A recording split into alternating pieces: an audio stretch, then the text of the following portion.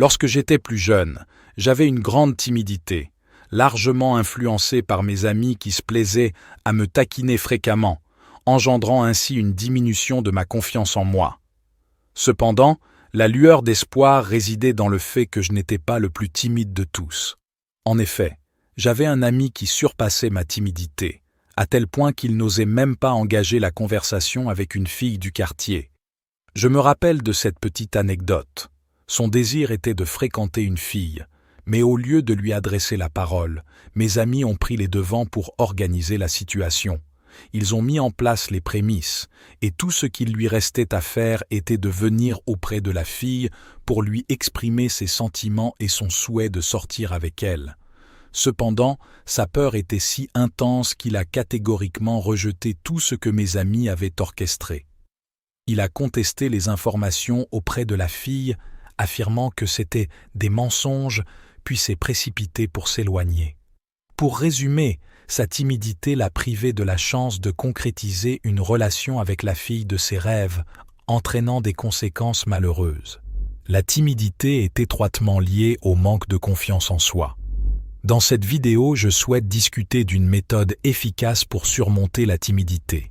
Si tu es pris par le temps, je te suggère de regarder plus tard, car nous allons prendre le temps nécessaire pour expliquer de manière approfondie et simple comment vaincre la timidité. Si tu n'as pas encore souscrit à ma chaîne, je t'invite vivement à le faire dès maintenant pour ne manquer aucune de mes prochaines vidéos. La première étape essentielle est de modifier tes croyances. La timidité est souvent associée à un manque de confiance en soi, et pour remédier à cela, il était nécessaire de transformer tes convictions à ton égard et à l'égard de la société.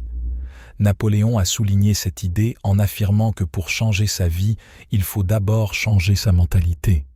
Nos pensées façonnent nos convictions impactent nos actions, et nos actions définissent notre attitude. La seconde clé réside dans l'empathie en se mettant à la place de l'autre. Avant d'engager une conversation, interroge-toi sur la possibilité de déranger la personne. Si tu n'apprécierais pas être interrompu dans certaines situations, il est probable que les autres partagent ce sentiment. La troisième approche repose sur la méthode des petits pas. Débute par des gestes simples, tels que sourire à une personne croisée. Évolue graduellement, renforce tes actions, développe ta confiance et surmonte progressivement ta timidité. La quatrième étape implique d'évaluer les avantages et les inconvénients. Avant de passer à l'action, prends le temps de considérer ce que tu pourrais gagner et perdre dans une situation particulière.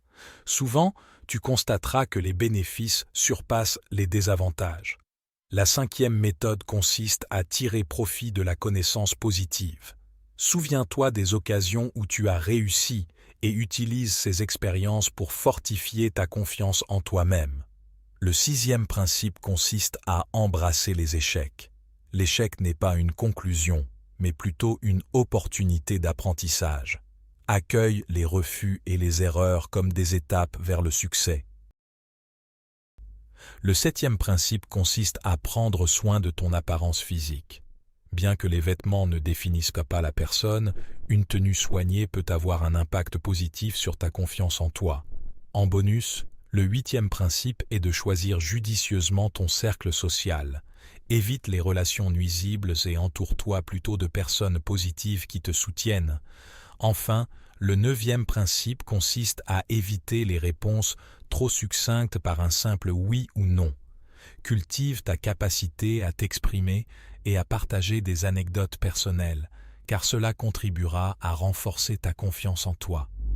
En appliquant ces conseils, tu pourras graduellement surmonter ta timidité et développer une plus grande confiance en toi. Garde à l'esprit que ce processus demande du temps et de la persévérance, alors fais preuve de patience tout en t'engageant activement dans la pratique de ces recommandations. Merci d'avoir visionné. N'oubliez pas de vous abonner et de mettre un gros pouce bleu pour plus de contenu passionnant. À bientôt.